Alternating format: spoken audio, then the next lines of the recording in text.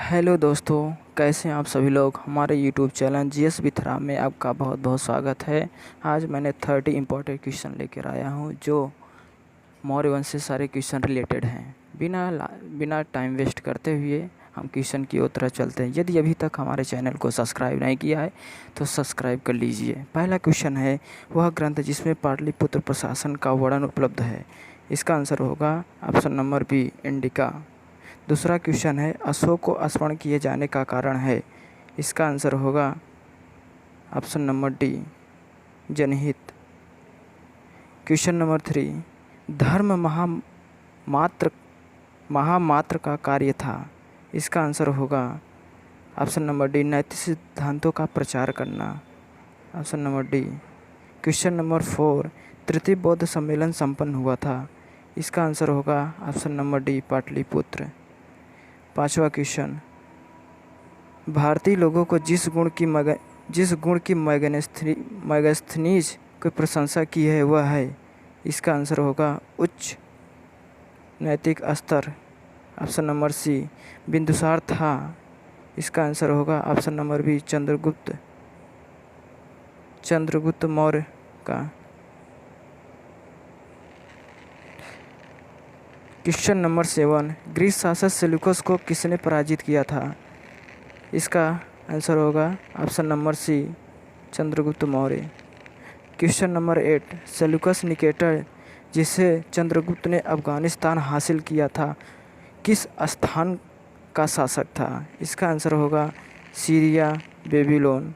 Option number C. Question number 9, Arthashastra में सीसा भूमि की व्याख्या इस प्रकार है।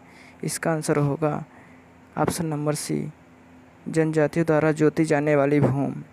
क्वेश्चन नंबर 10, अशोक के पश्चात देवानाम्पीय की उपाधि का प्रयोग किसने किया था। इसका आंसर होगा option number D, Dasharatha. Question number 11, पुस्तक में उल्लिखित अर्थशास्त्र के लेखक के नामों में कौटिल्य का नाम के अतिरिक्त अन्य नाम है। इसका आंसर होगा option number D, Vishnugupta. Maurya की जल संसाधन व्यवस्था की जानकारी का स्रोत है। इसका आंसर होगा रुद्र दामन गिरनार अभिलेख। Option number C.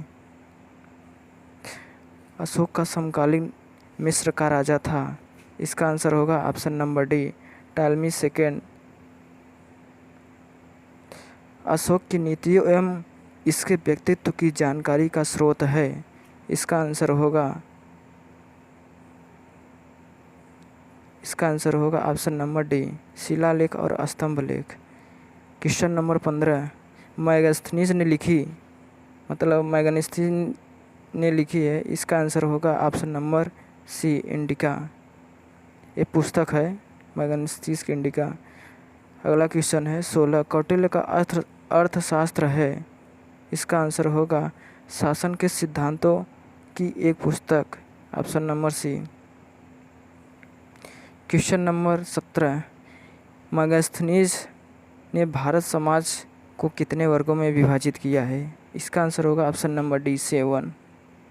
Question number 18, अपने पिता बिंदुसार के शासनकाल में अशोक ने किस क्षेत्र में विद्रोह का दमन किया है।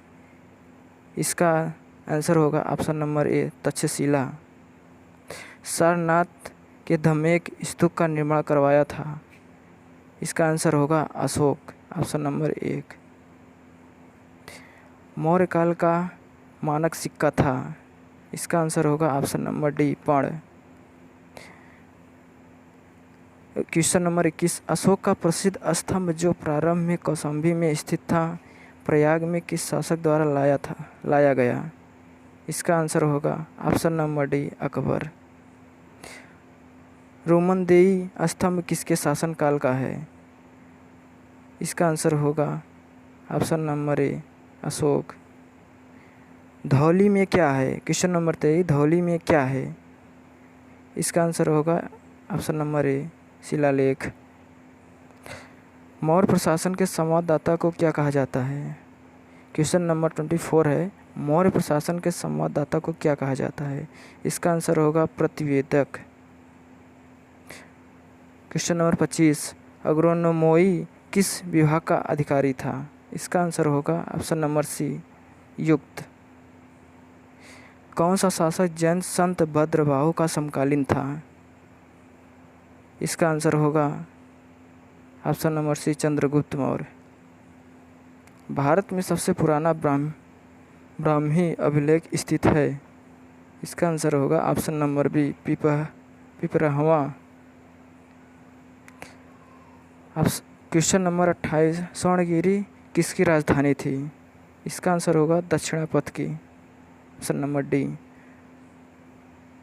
क्वेश्चन नंबर 29, सर्वोत्कृष्ट अशोक कालीन स्थापत्य है? इसका आंसर होगा ऑप्शन नंबर सी, स्तंभ। अंतिम मौर्य शासक था? इसका आंसर होगा ऑप्शन नंबर डी, बृहद्रथ।